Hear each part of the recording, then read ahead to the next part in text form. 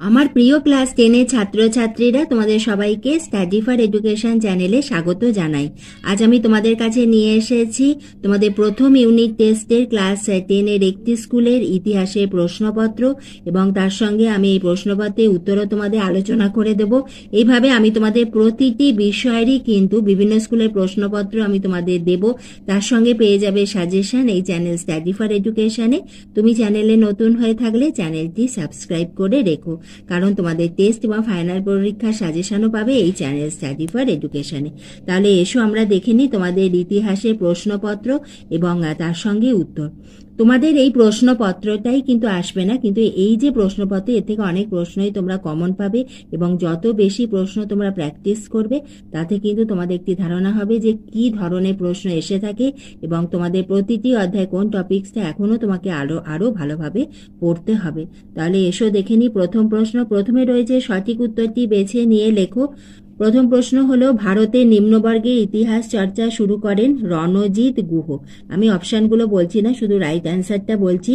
কয়েকটি হলো, সোমপ্রকাশের সম্পাদক ছিলেন দ্বারকানাথ বিদ্যাভূষণ। বেঙ্গল এশিয়াটিক সোসাইটি প্রতিষ্ঠিত হয় 1784 খ্রিস্টাব্দে। দাক্ষিণী কোহ কথাটির অর্থ হলো পাহাড়ের প্রান্ত দেশ।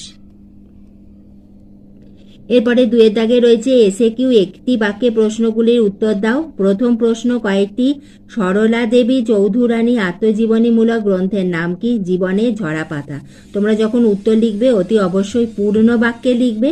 এইভাবে লিখবে যে সরলা দেবী চৌধুরানী আত্মজীবনীমূলক গ্রন্থের নাম জীবনের ঝরাপাতা। এইভাবে কিন্তু তোমরা পূর্ণ বাক্যে উত্তর লিখবে। আমাদের ক্ষয়ের এসে হলো, পৃথিবীর সর্বাপেক্ষা প্রাচীন খেলা কি? মানা কালা। ডেভিড হেয়ার কে ছিলেন? উনি পটলডাঙ্গা একাডেমি বা হেয়ার স্কুলের প্রতিষ্ঠাতা ছিলেন। হুতম প্যাঁচার নকশা গ্রন্থটিতে কলিকাতার কোন সম্প্রদায়কে ব্যঙ্গ করা হয়েছে? বাবু কালচারকে। চোয়ার শব্দের অর্থ কি? দুর্বৃত্ত বা নীল জাতি। নীল কমিশন কবে গঠিত হয়? 1860 খ্রিস্টাব্দে। তোমরা যদি বোঝো এটা স্ক্রিনশটও তুলে নিতে পারো।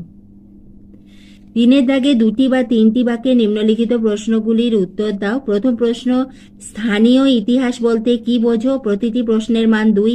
ইতিহাসের তথ্য সংগ্রহে ইন্টারনেট ব্যবহারের সুবিধাগুলি কি কি? আচ্ছা, এই প্রশ্নগুলো কিন্তু ভীষণ ইম্পর্টেন্ট। উদের নির্দেশনামা কি? নব্যব্যঙ্গ আন্দোলনের গুরুত্ব কি? বিপ্লব বলতে কি বোঝো? এরপরে 4-এর দাগে 7 বা 8টি বাক্যে প্রশ্নগুলির উত্তর দাও।